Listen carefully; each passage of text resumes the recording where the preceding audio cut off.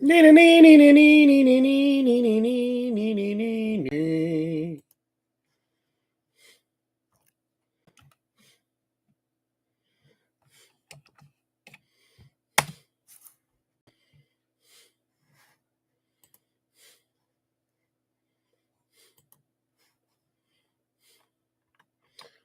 la la la la.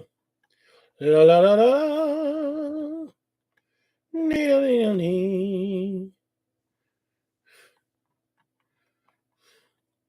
Someone sent me a message, and I don't know who.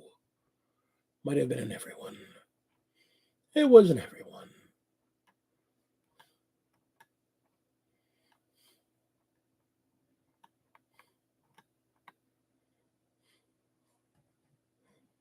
Yeah, whatever. Well, I'm live. How you all doing? Here I am, painting away. Two more pieces to go. This one is done with the gold. Ready to do the silver. Done with the combat gold. Ready to do the lead belcher. This one still has quite a bit of combat gold to go. It's mucking huge.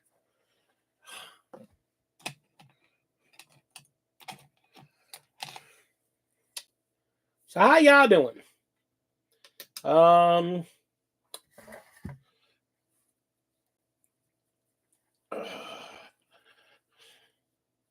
Just trying to get a little hobbying in.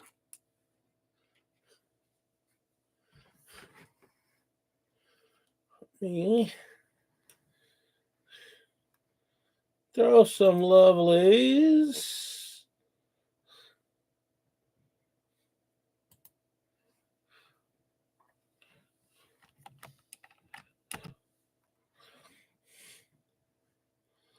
Some of my friends out in the world.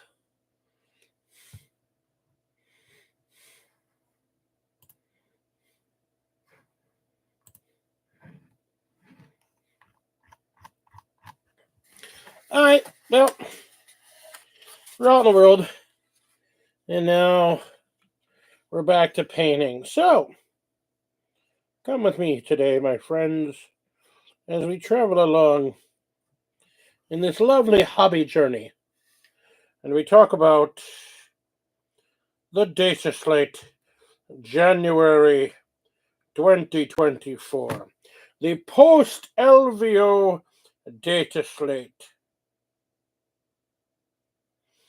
So, how's everybody feel about it? If you haven't read it, I have a lovely breakdown as to what the data slate basically did. Major changes. Eldar, Wraithguard are actually dead. Incarn's still good. Night Stinner's probably still worth it. Chaos Space Marine aren't re-rolling hits. 18 inches lone op strat are cursed cultist / crazy, but probably still worth it. World leaders nerfs all around. Necrons buffed. They're Admech. I got nothing for you, man. Daemons, point cuts, but Demon Islands are harder to bring. Now bigger requirements for troops in that, you got to have X number of troops to bring X number of Demons of Affection. That's fucking interesting. I wonder how that... he doesn't have any of those, so he doesn't require that. So Bellacor's fine. All right. Guard got shafted. Tau, Crisis Suits got nerfed. 200 points for a 3-man squad because, a 48% win rate's way too high for Tau. Votan, points. They got nerfed a little bit in points. Imperial Knights got some buffs. Custodes, they got fixed Custodies should be back on the menu, boys. Death Guard, no more grenade spam. Can't do it anymore. Luckily, I wasn't doing it. I was using the grenades, but I wasn't spamming the shit out of it. So, I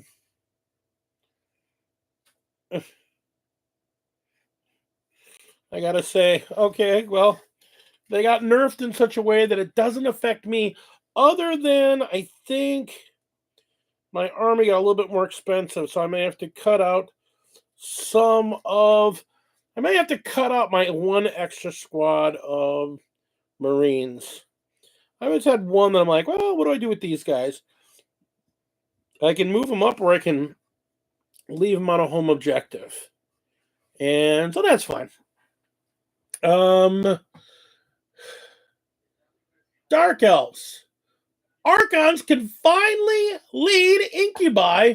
Also, the detachment has been fixed because it's an entirely new detachment because apparently theirs was fucked. So now they're back. I don't know what they're good, but they at least are playable now. I don't know. Maybe I'll get silly and I will pull out Dark Elves for my next tournament just to give Shannon's model some time in the sun.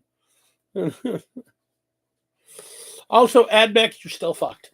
And then lastly, so Sisters, minor nerfs, nothing major. They're still good. And Marines, stop playing the good stuff. Play something else. They basically, between nerfs to unit size and points changes, they're basically saying, dude, stop playing the same 5 units. Play something else.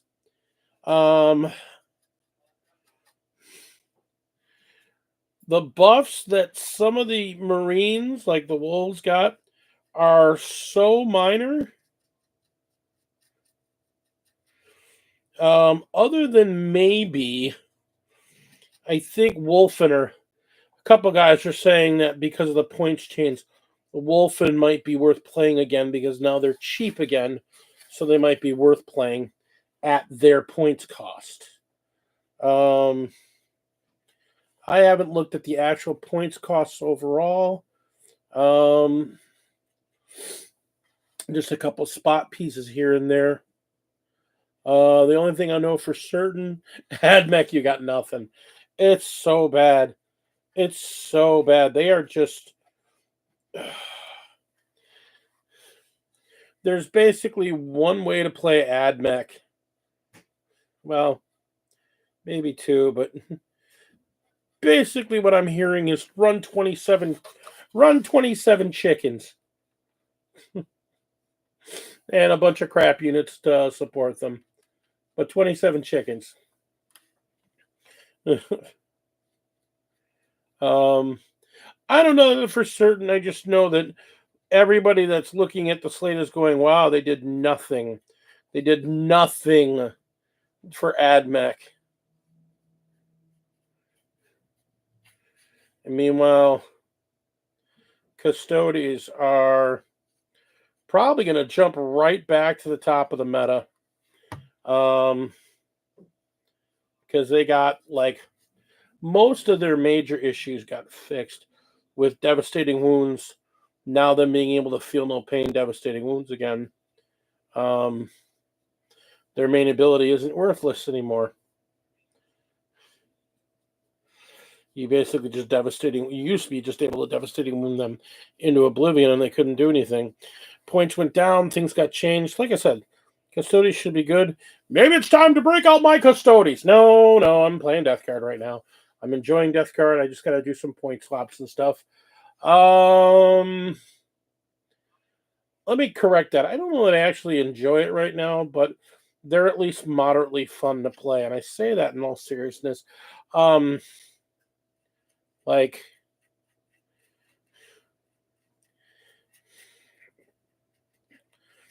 I keep getting told by a friend of the channel, Ben, that I need to show up on Sundays. I just don't have the time on Sundays. it seems anytime I really want to, I just got to make some time. But I really want to play some more Age of Sigmar because that seems the more compelling game to me right now. Even though I've been in a 40K tournament recently, I didn't hate it, and then I ran a tournament, and I didn't hate that either.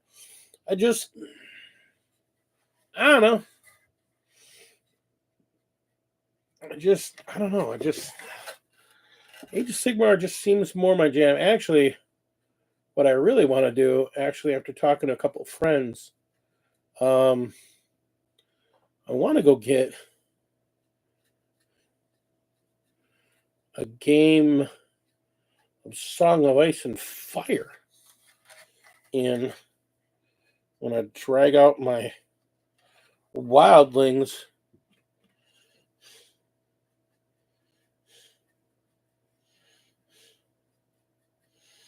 go punch some non-free folk in the dick. Ugh.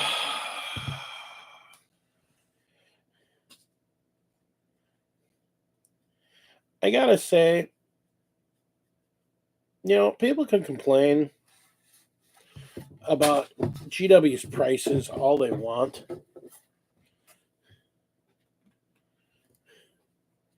And that their terrain is overpriced and doesn't really work by their terrain rules very well. Their terrain doesn't work well for their game. Yeah, I mean, that's all valid points. But you know what else a valid point? Their terrain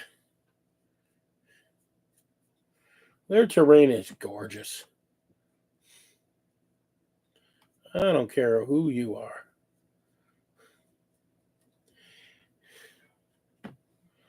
Out of the box, rapidly built, put together, slap a coat of paint on it, minimal effort, and this terrain is just fantastic.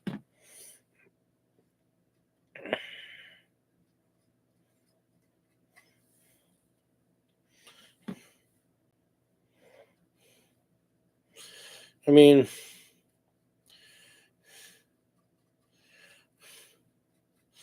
a lot of work.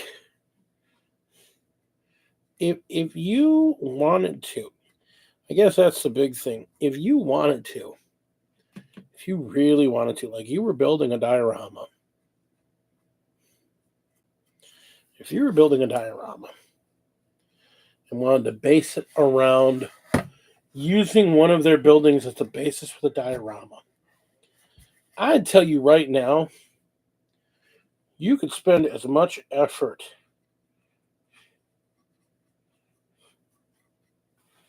in detailing one of their freaking buildings as you can with any of their other models. They are just as ornate and just as detailed to sculpt. Get the bottomless bottom of paint. I painted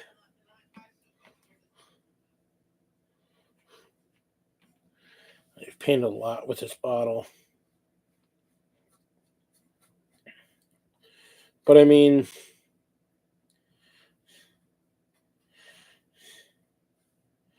as someone who is a proponent of making your own terrain,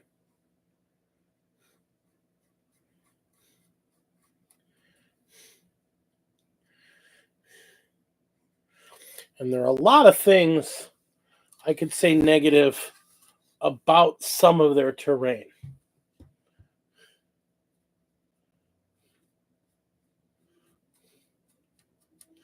The quality, the detail,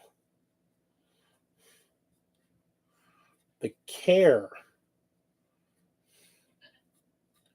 put to the sculpt.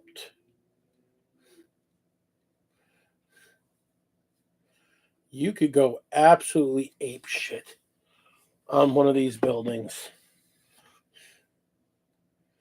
Paint the building, the concrete or the walls one color, do the banding in another, do all the windows in yet another detailed color scheme. Do some texturing to the floors. Go in with some different shades and glazes. And all the little different filigree and all the different little the rivets and the just there is so much. You could go absolutely ape shit on painting one of these.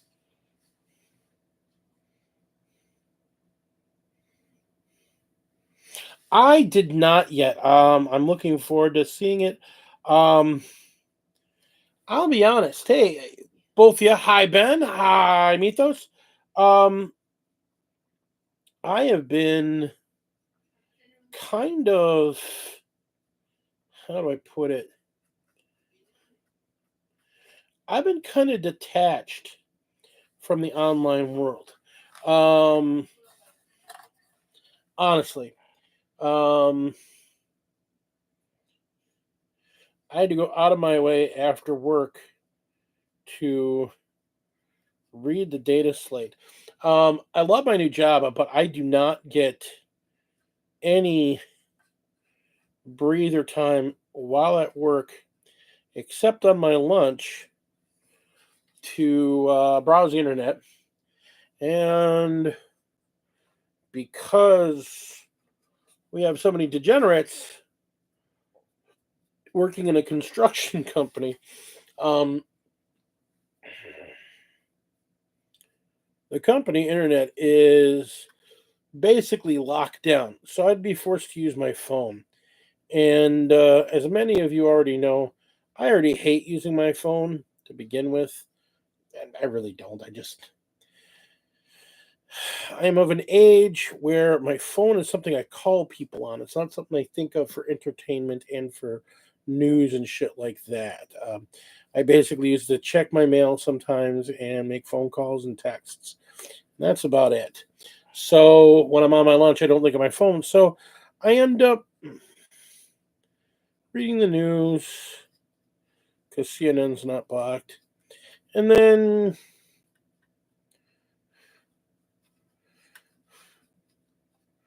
spending time doing bullshit. No, it's not boomer talk. It's just I'm a different generation. I'm not a millennial, man.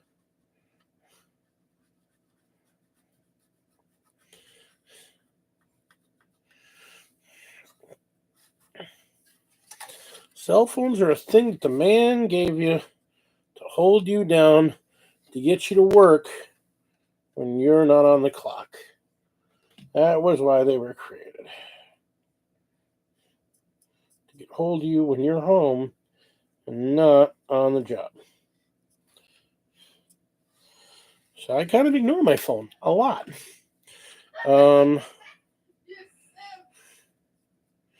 Now, the other reality is that my job, I just don't have time. I really just don't have time. So I don't have time to do my reviews that I used to. I end up like spending time listening to podcasts when I'm painting on Sundays or talking to people when I'm at work at the game store to keep me up on a lot of the news.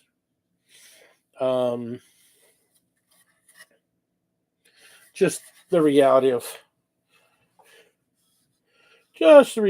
me being me. Plus, a big part of it, to be honest, is I've lost that competitive drive. I want to play for fun. So the meta doesn't always apply to me. I don't give a shit. I want to play. And I want to play the army I want to play and have fun with it. So I don't always look at what's the biggest meta, which is why when they said, oh, yeah, basically Death Guard lost that grenade spam, I'm like, oh, how did that work? I had one of the figures that apparently used to do the grenade spam. I just never did it because I don't think that's fun. I don't think it's cool. I found better ways to use them. I'd use the grenades in other ways.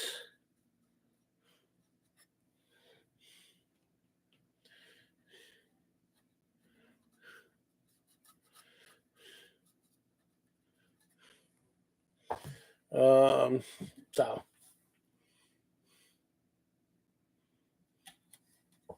what do I think the phrase boomer talk? I think it's a way that a obnoxious millennial like you makes it a point to try to get under the skin of us Gen Xers.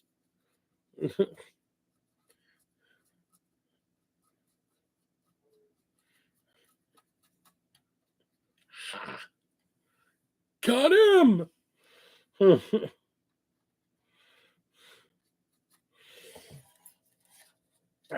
I really like this gold, and I really like this gold with this alabaster, and I really cannot wait to get it back cleaned up again and then start applying those washes. I gotta get in some stompy bits here. What am I looking for? I had it out, I pulled it out, and I put it away again, didn't I? Did I put it away? I did not. Thought I put it away.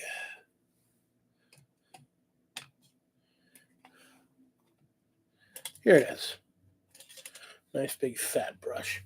Those windows are a pain in the butt.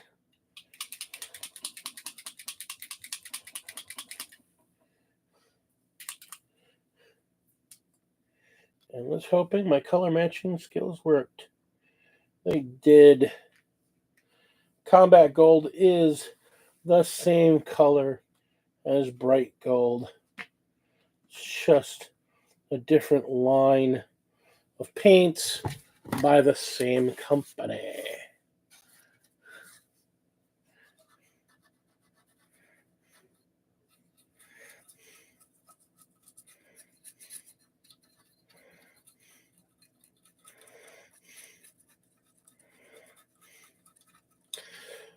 So yeah, like I said, the big thing is that I think Custodes players are going to be happy that their Custodes figures are once again not so ridiculously fragile.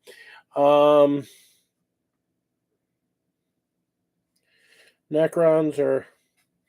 were good, and now I think they're good again, even more. I don't know if the changes to Drukhari will make them good, but at least they finally make sense again. I have an Archon, but I can't use an Archon to lead the main guys that they lead. What kind of crap is that?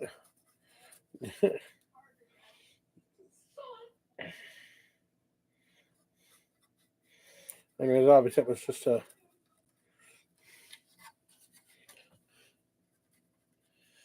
I do not like this. I do not like the formulation on this combat gold. Oh, not on this combat gold, on this bright gold. It is way too liquid. That is going to be a pain in the ass to clean up. That is just spreading everywhere. Just trying to get it on the internal pieces, and it's just going. I'm just going to squish everywhere.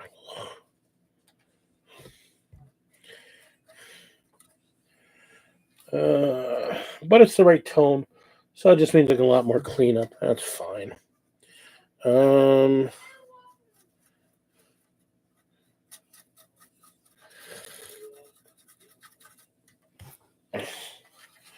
I have purposely tucked all of my figures and all of my own personal projects away from me until I finish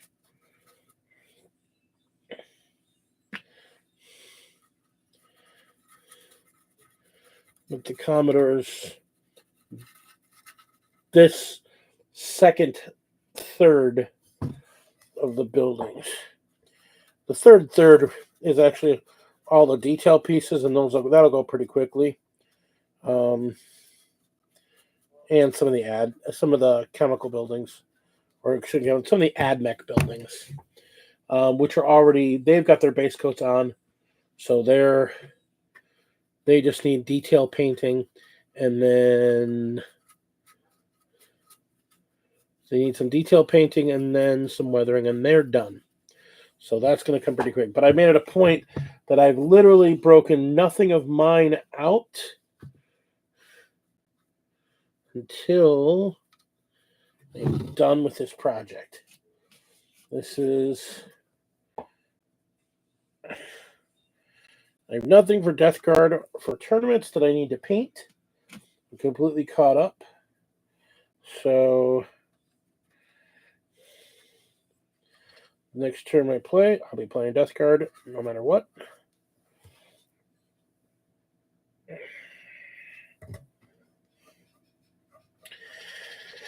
Yeah, I am not really... I liked that combat gold, but that was a little bit thicker paint. I'm always kind of on the fence with Army Painter. Sometimes your stuff can be really good, and sometimes your stuff can be some really low pigment, really kind of... It's like it almost wants to go through an airbrush, which I guess isn't a bad thing if I was intending to paint this stuff with an airbrush. But it just means I'm going to have to do instead of 2 coats, I'm going to have to do 3 or 4. That's aggravating. So gold here is just really thin.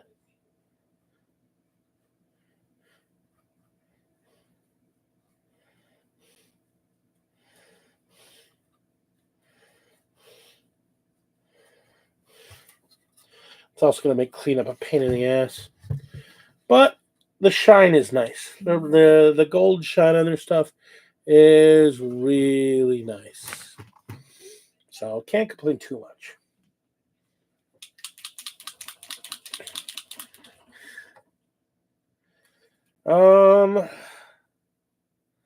So what else is up? I've decided on some other color schemes I'm working on for some of the pieces I'm working on.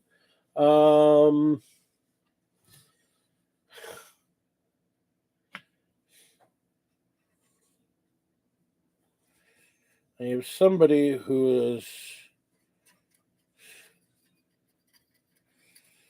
desperately trying to court me to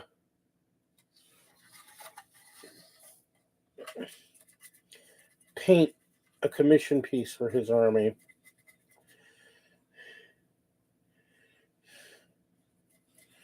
Because he's terrified of his own painting. It's like, I want it to look cool. I don't want it to look ugly like the rest of my army. I'm like, no, dude, paint it. He's like, no, I want to paint you. I pay you to paint it. No, you don't. You need to paint it. I'll tell you what. I'll give you free painting lessons so you can get better at painting. But you need to paint it, seeing as it's a signature piece for your army.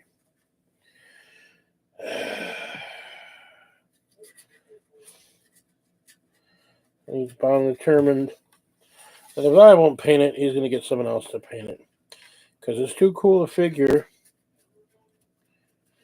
He doesn't want to ruin it.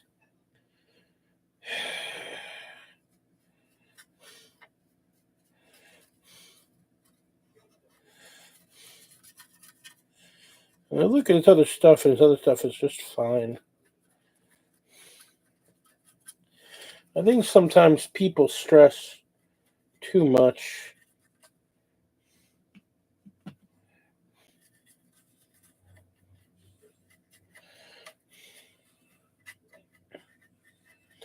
about the quality or lack of quality, or the skill or the lack of skill on their figures.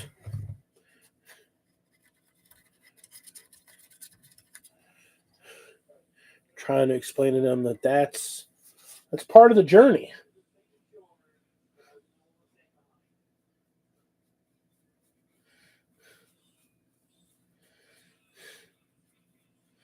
That, and I really have no desire to paint an Abaddon.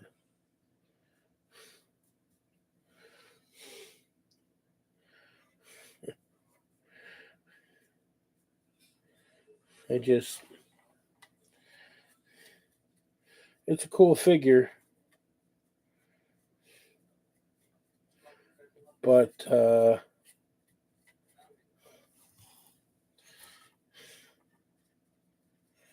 yeah, I have just no desire to paint that.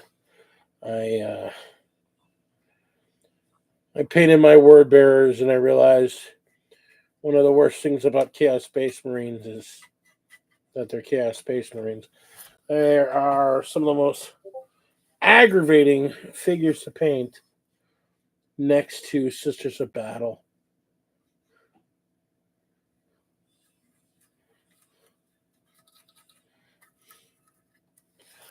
Just not my jam. And yeah, I can get away with Death Guard because, I don't know. To me, there's a difference. Regular Chaos Marines are a pain in the ass to paint. I find Death Guard relaxing. They're just gross. I can just kind of let the colors flow where they want to go and maybe clean up some things. But for the most part, I'm going to let my shades and my washes and my effects kind of hide my flaws. Whereas a figure like Abaddon, kind of unforgiving figure for my style of painting because of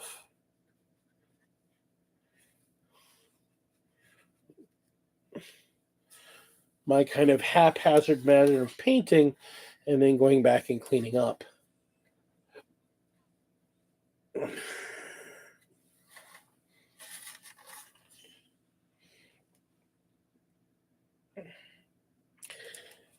These GW cathedrals are so freaking gorgeous.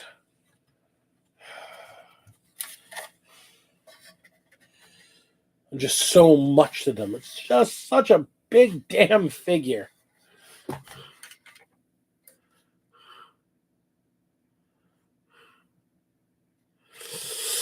Yeah, I could see that, brother. That's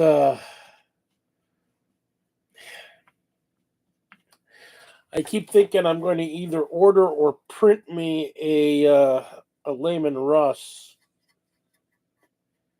and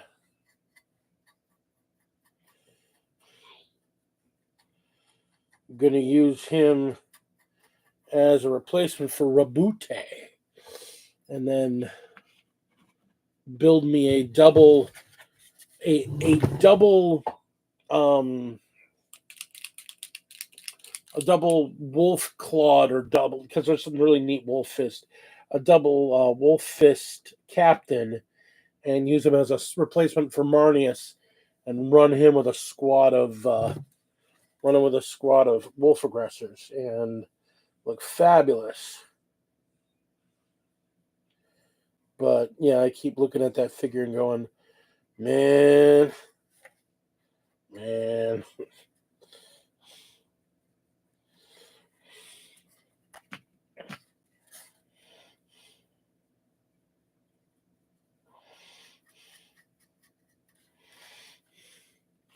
That Forge with Jagatai Kano, that is a gorgeous figure.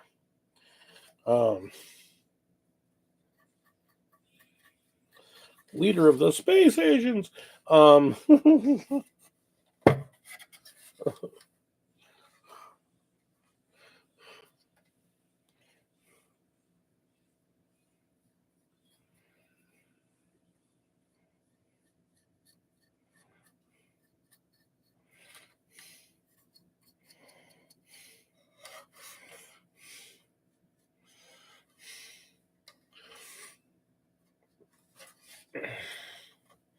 But hey, you can use that one speeder you made. You can use that as the named character speeder.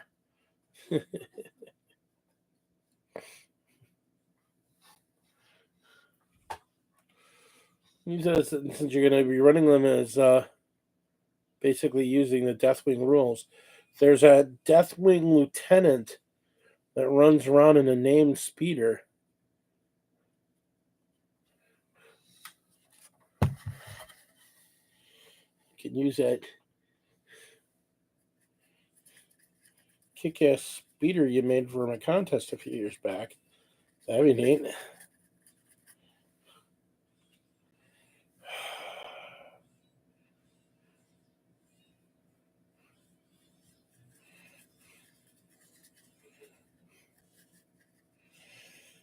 Oh.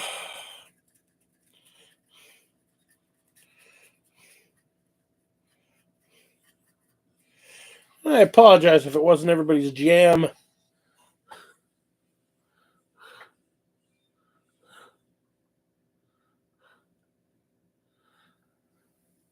Yeah, your Raw Adventures. Yeah.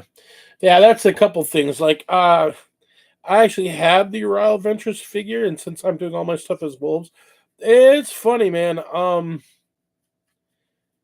I have a copy of the Forge Father, the Iron Hands named character, and I'm gonna Iron Priest him up.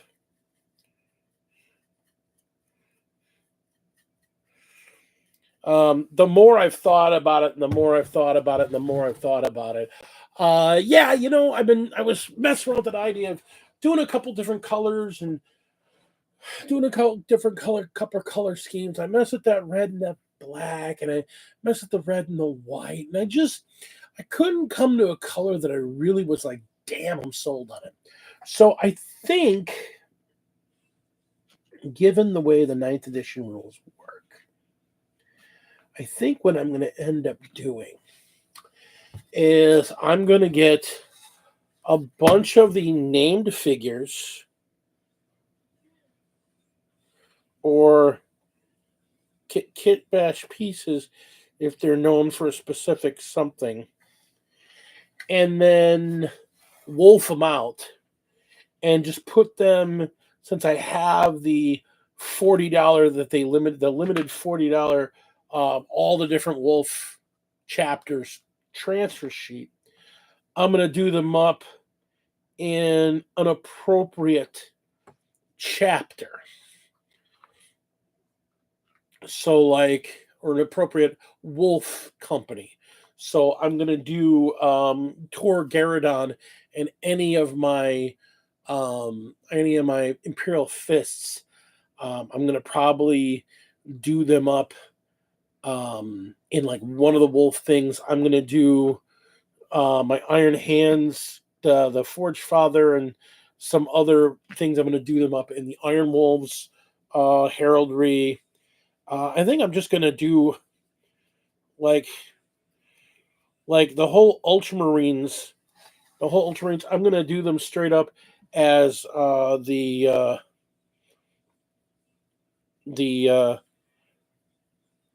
high wolf, the lone wolf rampant symbol that Logan Grimnar uses.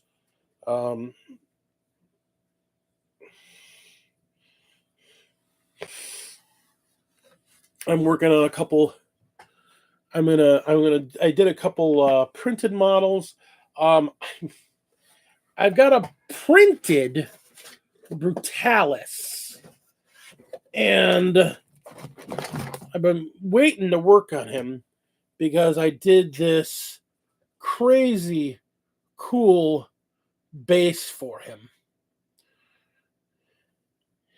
And you can't see all the texture on it, but hopefully when I get him built, I'm going to actually go see the Pirate Phoenix and see if I can talk her into hooking me up with some nice high-res shots of him on his breaking apart ice flows.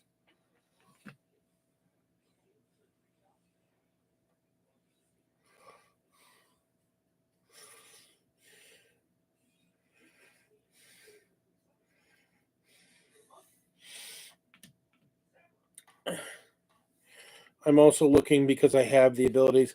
I think I'm going to do up the Scout Company.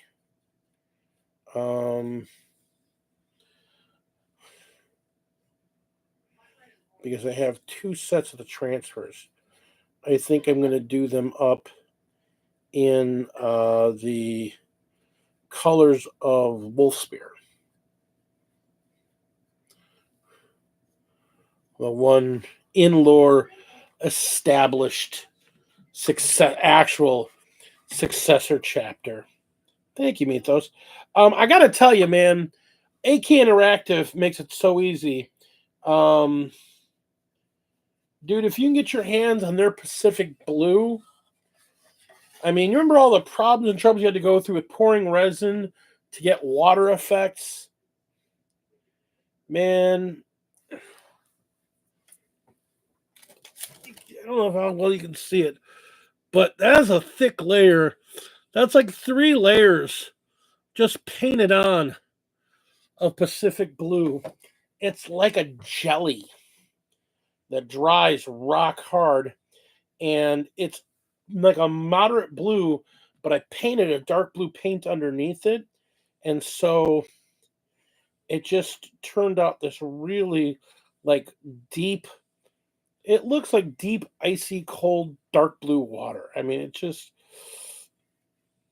that base is just going to be amazing with the dude on him, because the dude on him came from Atlan Forge, so it's just this thing covered in runes and knotwork. It's an absolutely stunning. He's printed and he's primed, but again, until this is done, I am not touching any of my other figures. So I got him printed, I got him primed, and he is going to sit there. It's probably the first thing I'm going to paint as soon as I'm done with these buildings, because he's just screaming for me to get some paint on him.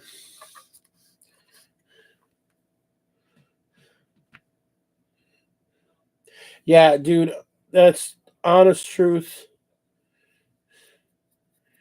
AK Interactive, all their freaking basic supplies are just, they're so OP. They just so easily take your basing game to like a whole new level. Like just taking their swamp gel and mixing it with their muddy earth. I mean, that's all that is. But I mean, look at how good that looks. You have this slightly greenish gel that clearly dries, but it's still got a greenish tint to it. And these were primed in Death Guard green. And then I just took some of their wet earth, put it on the 2 areas, and then just took a wet brush and just kind of mushed the borders together so you can see there's a spread and a growth, and threw a tuft on there. And this is my new Death Guard basing scheme. I mean, it's very simple, but it just looks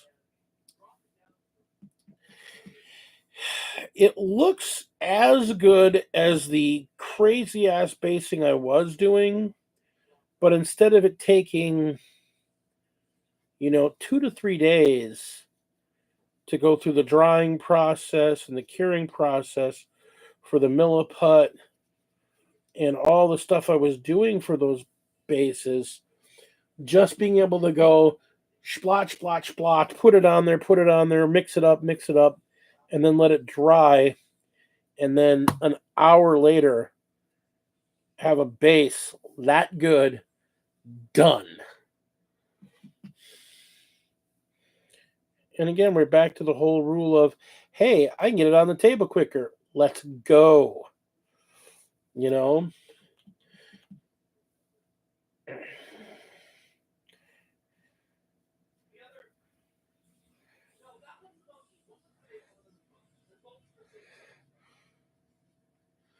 All right, where are we at so far? Well, we're at the 45-minute mark. So yeah, AK Interactive Space Game. I was just taking me way up. I use their mud effects for a lot of stuff. I use their mud. I'll take it and get a glob of it, and I'll wet it way down and thin it out way much, and then just take a really chunky brush and just kind of stipple it all over like tank treads, and you just get this beautiful, muddy, dirty weathering effect on vehicles using their mud and their wet earth textures.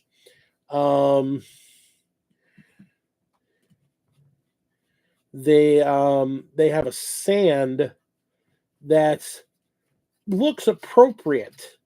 Like if you use regular sand on a figure, you know, the reality is it looks like they're walking through gravel. Even if the color's right, it's off size. So they've got this really fine, very fine, grainy stuff that's the right color with color variation in it. And they've got both beach sand, desert sand, and sandy desert, which are three separate colors.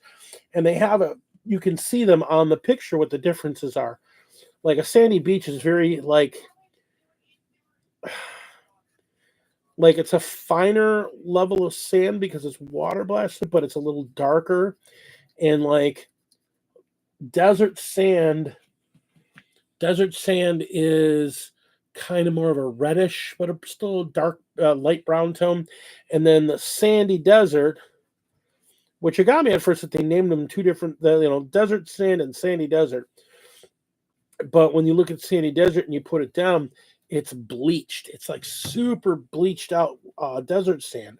So the texture's much lower, but it's still very obvious what it is. But it's also looks like it's just sun bleached. It's really good stuff. And then they've got like all these other different textures. They've got like 5 or 6 different kinds of mud. If you guys remember, I used their rough earth with a wash of Agrax on my towel and made it look like it was just from a rocky, rough, slightly mountainous area, like, I don't know, Badlands. Basically, looked just like Badlands. It was really good. They have a moss texture that's fantastic. They've got an Atlantic. They've got a clear water. They've got an Atlantic blue and a Pacific blue. The Pacific blue is more of a brighter blue, like it's a clearer blue. And the Atlantic blue is more of a grayish, like a grayish blue with a slight greenish tint to it. Really, I mean, if you get a chance to find a hobby store that has like one of their big displays of AK Interactive basic materials, really check it out because there's a lot of different variations there. They've got a lot of, I mean, it's a big product rack. And there's a lot of different really good texture pastes and texture paints, and then secondary texturing. And price-wise, there's so much more economical. And you can get a decent crackle stuff that's not just red. And that's the one thing I didn't like about the red. Like when I was doing the crackle, like perfect example, I didn't have to do it for this because I used their crackle effect and I didn't have to like put like 4 layers of white to cover up the red.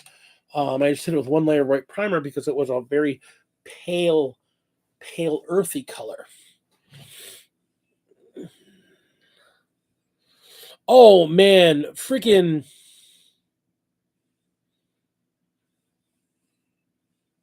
yeah, that sand stuff is amazing. Agrax looks really good on bronze and metallics. I've been not for this thing. I'm using an Agrax-ish shade. I'm actually using also once again. I'm using a thing from AK. It's called AK's Deep Shades. I'm using True Grime. It's a thinner material, so it goes on smoother and less staining.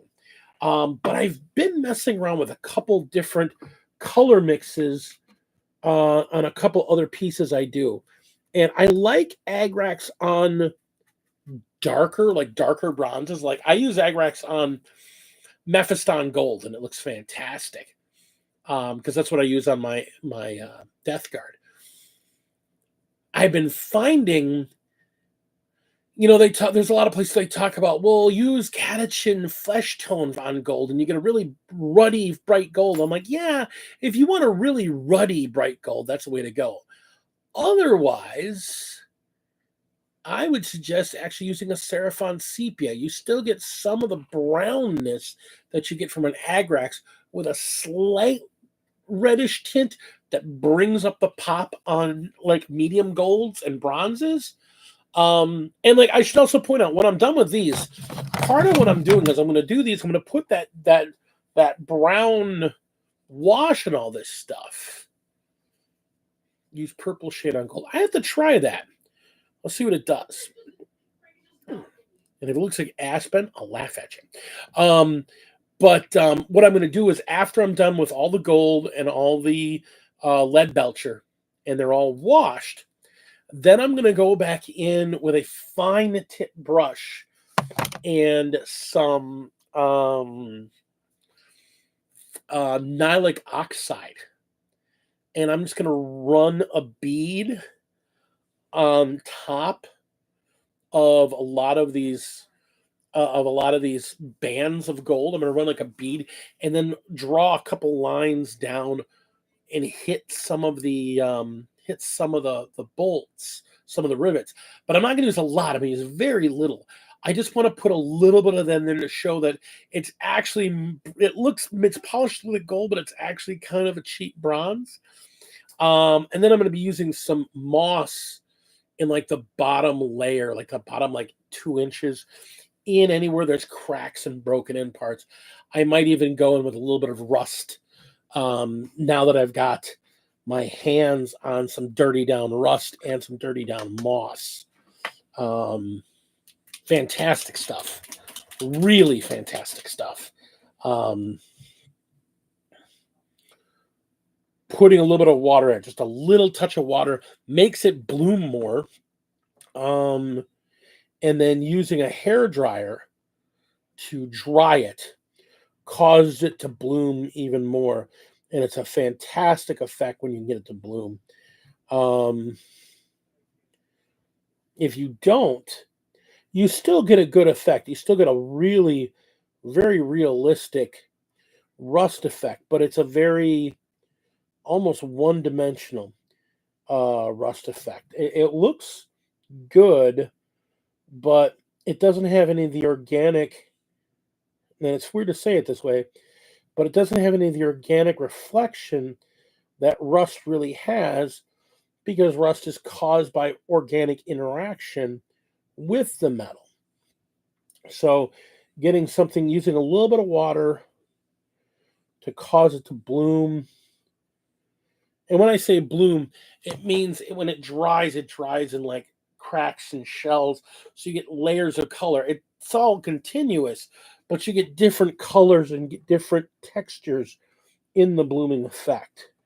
Again, one of the reasons I really like Dirty Down, because it was designed for weathering for Hollywood. It's one of the reasons it's kind of expensive, because it's a serious material, and you don't need a lot, though. So being expensive, it's not that big a deal. Yeah, Dirty Down Rust is just so good. So good.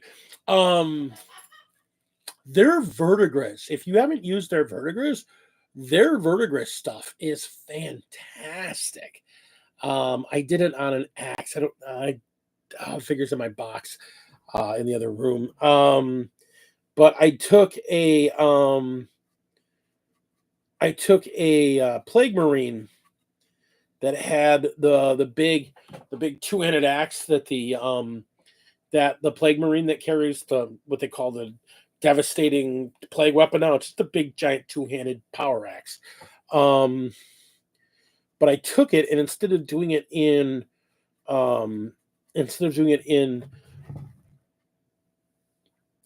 what's the word I'm looking for? Lead belcher, and then using some rust on it like I've done with the other one, I did it in like Screaming Bell and then just covered it in the verdigris stuff and then used a hairdryer. And it just, oh my gosh. Like, okay, I grew up in a city here in town, here in Milwaukee. Like, there's a lot, and I mean a lot. You can look us up on Wikipedia. We have a thing, Germans on a whole, and this city was founded by Germans. They have a thing about bronze statues. Like, there's parks all over here, and they're all dedicated with a bronze statue. One General Steuben. They're all revolutionary stuff. Like one to General Steuben, one to Washington, um, one to Jefferson. There's all kinds of. There's all these bronze statues all over the city here, and they've all got this lovely verdigris patina to them because we protect them, but we don't. They're protected, but they're not cleaned. If you know what I mean, we don't polish them and wax them. We just let them naturally get that green patina to them. And using that dirty down, it was just like this is exactly. I want to take like a statue. I want to print like just like a space marine, just a standing space marine, but print it upscale like a what do you call it? Like a Mark III or a Mark IV, and just put it on a pedestal, and put like the Space Wolf shoulder on it, and have it with a gun, so it just looks like a Space Marine from the freaking Horus Heresy, and then just paint him like Sycorax bronze, and then just give them a coat of that stuff, and then mount that onto something that looks like, get one of those cake pillars, the ones that look like marble pillars, and then paint it on there, and let some of that dirty down verdigris just kind of run down the pillar, so you get that runoff like you get from a real bronze statue, just to make as a piece of statuary for like my game board, or for like when I go to a game, I can pull my army out and have it sitting on the base with them, or just something like that. It just their verdigris is so fantastic. Like again, AK makes great muds, dirty down, just their weathering stuff. It's a whole. You're talking a whole nother game there. Like, just super fantastic stuff. If you want to really weather your stuff, and you're not, and I've seen people use it with pigment pounders as well. Like, they do the dirty down stuff, and then after it's dry, they seal it, and then they start using some pigment powders. And I mean, you can with very little effort to do some really, really amazing weathering effects if that's your bag. Like, no knock on Commodore, because Commodore is a very clean painter. Like, his dudes all look super pristine, and it's not in a bad way. His style of painting, he paints his dudes so they look like, they got time for armor maintenance. They're fresh off the boat. They haven't been on the ground for the last 48 weeks in the middle of some awful conflict. So they're not maybe for him. But like, if you want to make your guys look really battle worn and battle weary and just weathered and worn, I mean, especially like I use dirty down on like the tracks, on the road wheels, I should say, of like all my Astra Militarum tanks. Like, I'll put like corrosion texture, and then I'll use some of the AKs. I'll use the rust. I just put a little bit, kind of dot all over the place, and then I'll take some AK Interactives, a mud splatter, and I'll splatter that around in there, and just I'm hoping this summer I can actually get some decent light outside, and I want to show what I did over the summer, last summer, painting all of my guard up as I did. Because other than me finally getting a Bane blade, I think I'm pretty much done with my guard. I've got a few units left to paint, but not a lot. Basically, because I have way too many Lehman Russes, because I'm a maniac for the tanks. And I get really stuck in weathering them because I like my guard looking, because I mean they're in that Badlands, they're in that foothills Badlands type basing, so making their vehicles look like they got road dust and mud, and they're stuck in the long fight.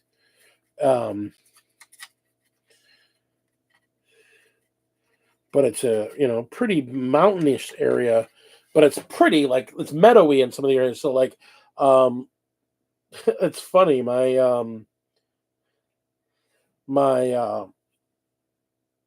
weapons ordnance platforms have like flowers all over them because they're not on the ground with everybody else. They're kind of up and away. They're a little back from the battle, firing down on everybody. So they've got meadow flowers in them, and it's good stuff. Like I said, I'm still very passionate about making stuff look like I believe in speed painting my figures, but that doesn't mean you speed paint them so they look like ass.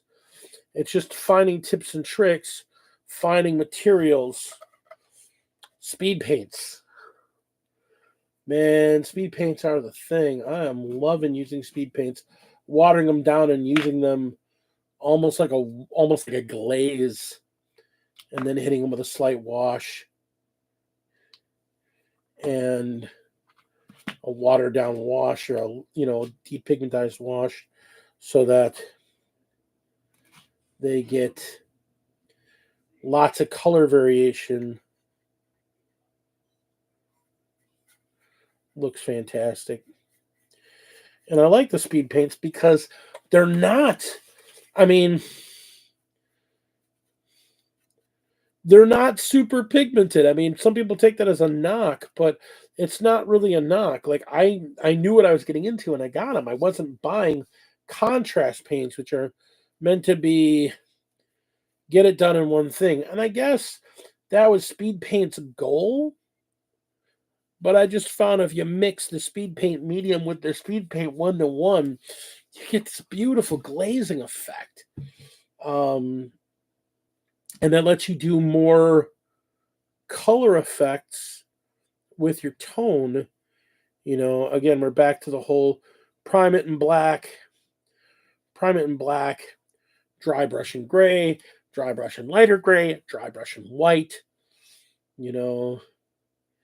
Maybe even start with a gray and work your way up through a couple layers of gray before getting to the white. And then using those speed paints more like a glaze over lighter colors.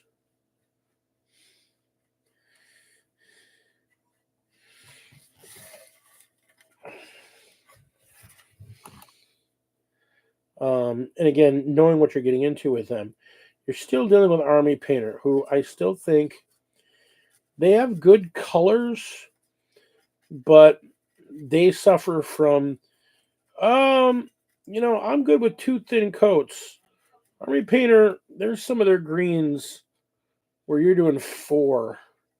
Some of their lighter greens, some of their medium blues, you're doing 4. Maybe 3, maybe 4.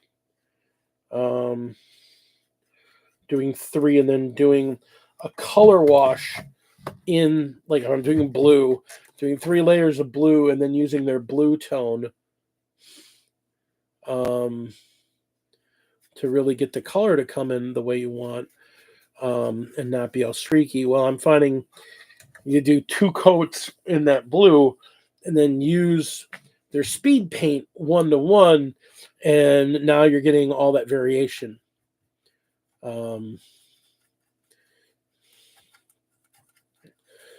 which is, sometimes can be a kind of a problem with the GW paint because some of their layer paints aren't really very opaque or are really opaque. I always forget which way the word is. They you can do pre-shading and they just say, I'm supposed to be a layer paint, but no, you're not going to see any pre-shading through me. I'm just gonna screw that up for you. Sorry.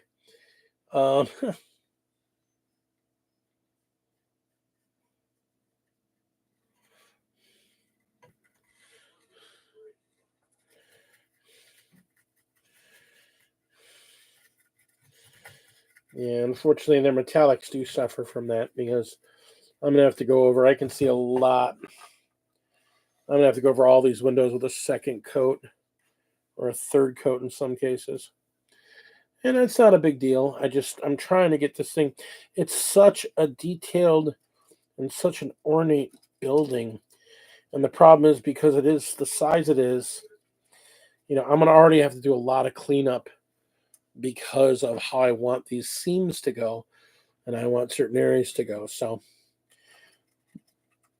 And this is me doing a mild job because it's a piece of terrain. I'm not going nuts. Thoughts on the data slate? Yeah. I have a beautiful way I summarized the whole thing after looking at it. I'll go over it again. Eldar, Wraithguard are actually dead. Incarn is still good. Night Spinners are still probably worth it. Chaos Space Marines, they aren't rerolling hits. 18 inches lone ops strat. Accursed cultists are less crazy, but probably still worth it. World Eaters got nerfed into the ground. They might be still usable, but they got nerfed all over the place. Necrons got buffed. They're fantastic right now. They're still fantastic. The data slate just made them better. Reduced the points in a few things. Hypercrypt can reanimate off the table. Admech. Nobody wants you. Demons got point cuts, but demon allies are harder to bring, basically forcing you to not just soup the best demons no matter who they are at whatever layer. Admech just got shafted. Guard got shafted pretty bad too. There's a couple things that went way up in price. And there's a couple ways that certain models work together that don't work well anymore. So Admech got shafted, Guard got shafted. Tau, Crisis got nerfed. But they're still, they're Tau, they're okay. They're not great, they're not bad, they're kind of mid. But the Crisis suits got nerfed because everybody uses a fuckload of them. So Votan's got some points nerfs, but other than that, we're left alone. Imperial Knights got some fat point buffs. Imperial Knights are going to be good again because they're going to make things cheaper. You'll basically be able to afford an extra model on the table. Custodes, they're back. They effectively are reverted back to release point group buffs, point buffs. FNP works on mortal wounds. Hey, coffee. Yeah, Custodes live again. If you got a Custodes armor, this is going to be great. There, you went, yay! I can pull my Custodes off the shelf and use them again. They're doing fantastic. Death Guard can't do their grenade spam. Other than that, they got a mild points buff. Mild points nerf. No big deal. Dark Eldar, the Drukhari, they're actually playable now, it seems like. They got an entire new detachment that makes them much more playable. Archons can finally lead Incubi. So they can you can have somebody other than Drazar leading your Incubi, and Incubi are a useful unit. Yeah, the new attachment does look very interesting. Sisters got some very minor nerfs. They're still really good. And Marines, stop playing the Missile Marines. They're no longer 9-1. They're 4-1. So you can have a max group of 10. That's it. No more. They nerfed them. Or they might even just made them, they might have maxed them out at 5. I have to look at it again, but I know they got cut in half. So the new Missile Marines got shot in the face. And there's a couple other they're good units. God, I'm gonna shave off my mustache. Analysts drive me nuts. It's just the right length. That's all sticking in my nose. But basically a bunch of their units got the way somebody put it, stop playing the good stuff, play other stuff. You know, Marines have been play what's good. We have so many units, there's ones that are good, play them. Now they're like, well, play something else, but I want to play those. Well, you're not playing them as well as you were before, so they all got more expensive in that respect, so they're fine.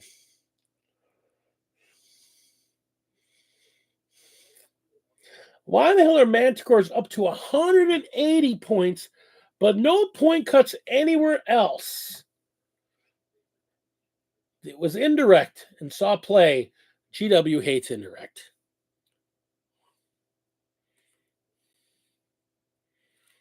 Yes, that's basically it. Hello, my brother. Yeah, that's exactly it. That's exactly it, Mythos. Basically, they had one of their group buffs got changed, so it's back. They basically got reverted so that their rules now work like they did before. So basically, boom, they're back to where they were, and they're playable again because they can now soak devastating wounds. That's the thing. They can soak devastating wounds. So mortal wounds don't get around them because, oh, they're devastating wounds. They're not mortal wounds. No. They're freaking mortal wounds. Fine. You want to be that way? Fine. Their feel no pain works on mortal wounds and devastating wounds. So custodians are back in play. The officer change is nice for the guard.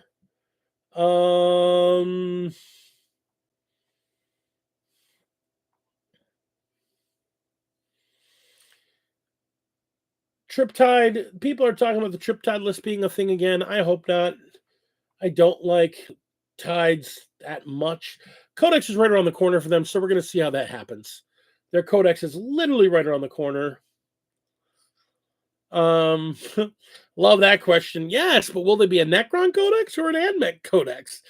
Oh, I think that is the measuring stick right now. Is your Codex Necron or is your Codex AdMech? Everybody wants to be Necron. Nobody wants to be AdMech. Poor AdMech. Paying for the sins of last edition. They were too good. Too good. So now they must pay. I think freaking Tower's still paying for the sins of 7th edition. So in remembering that AdMech did some really degenerate shit during the mid parts of 8th edition or the mid parts of 9th edition. They did some degenerate shit. Just saying.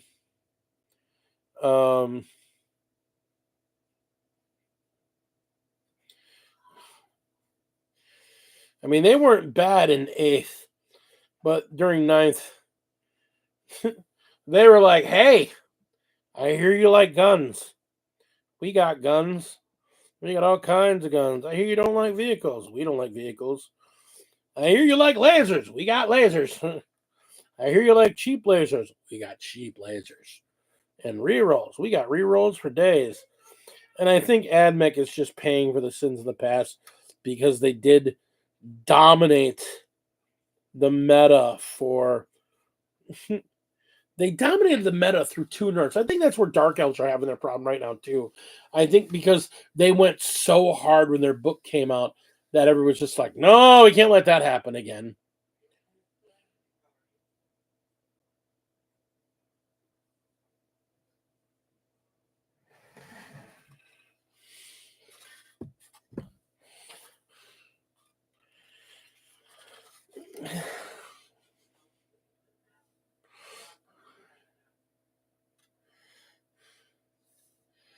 And thus, my brother comes in with a Russian history lesson. Thank you, Alex.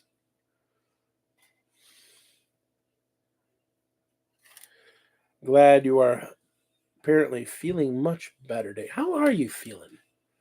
How are you feeling, my brother? I'm sure everybody would love to hear an update on your recovery from chemo.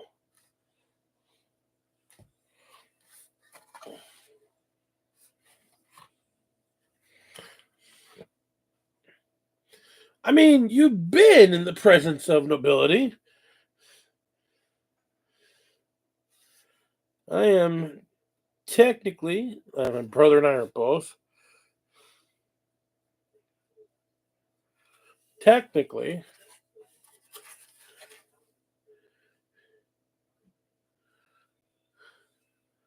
the Russian equivalent to a what the English would call a page, the first step to becoming a knight.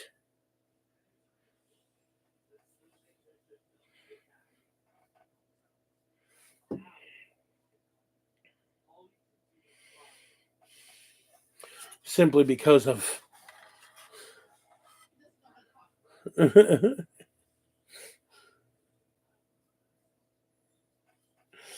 because of the status of our beloved babushka, grandmother, for those of you non-Slavs.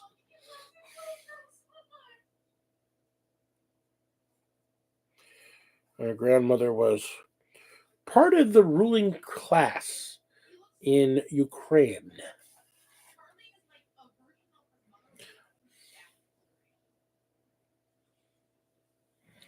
She lived in a city called Poltava, which the fighting was rather intense there, with this Russian Ukrainian war. Fighting was pretty intense last fall.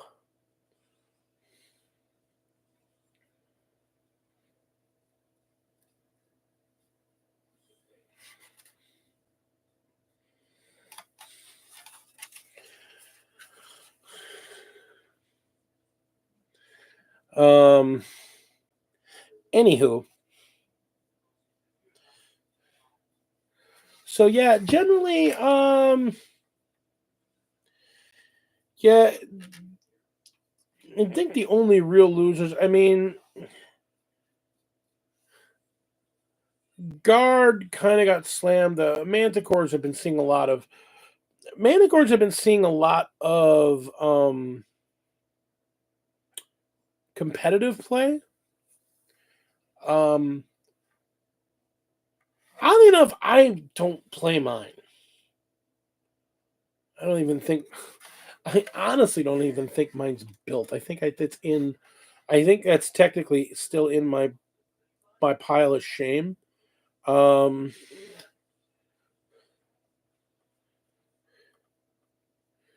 Just because I'm more of a. I'm more of a big indirect and tanks coming up your face kind of guy. My bigger concern is I want to make sure that they didn't nerf my hellhounds, because even if they weren't the best, hellhounds with the chemical weapon are just fantastic in play, and in the local meta I've been seeing them quite a bit.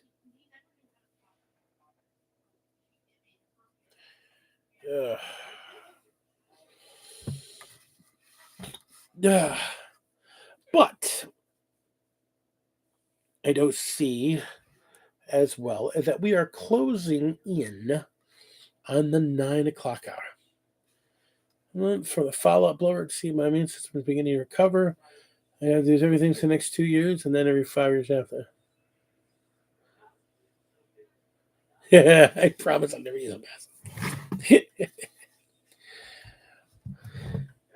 I dig them too. I'm not saying I don't. I don't know. I just never built one. Yeah, I haven't built it. I think it is in my box of shame. have to look. Alex, that's fantastic to hear.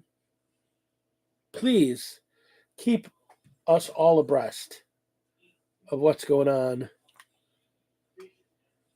with you with that. That being said, yeah, I mean, that is to be normal, but at the same time, you know,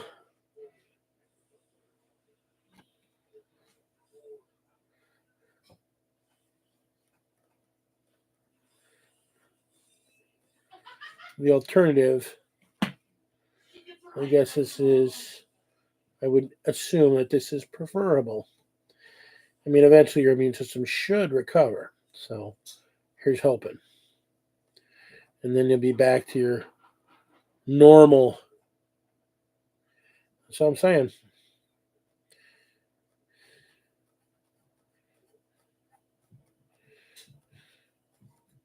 You want to talk about boomer talk. That's a boomer right there. Big boomer. But I was just saying, as we are coming up, it is coming up to the 9 o'clock hour. So, let me give a big shout out of love to all of you, my brothers, my wolf brothers, my brothers in arms, my fellow wargamers, my fellow game players. I want to give a shout out to all of you that are playing 40K, but also open to playing other games.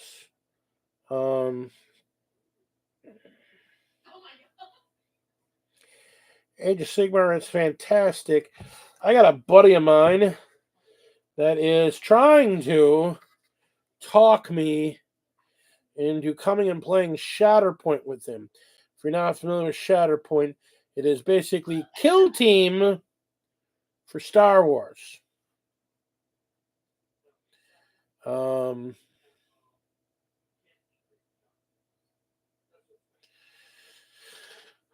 also people have been talking about getting me back into, and I still have a great army. My Song Ice and Fire, fantastic game, probably one of the best rank and flank war games out there. It's the reason I have no interest in Warhammer the Old World, because Song Ice and Fire does it better. If I want Warhammer Fantasy, that's what Age of Sigmar is for.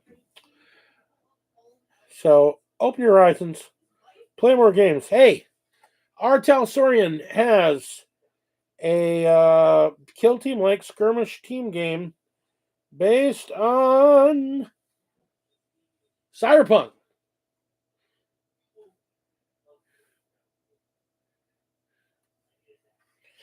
My brother, the clean face. That's a frightening thought.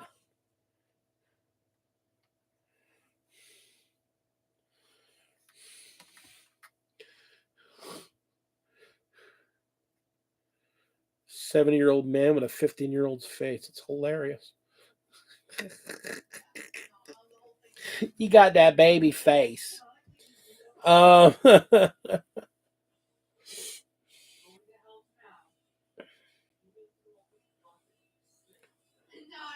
And I could say that because I know, because I got the same damn thing.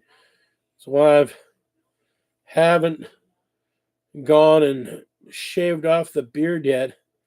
I'm not ready to look like I'm getting ready for prom again.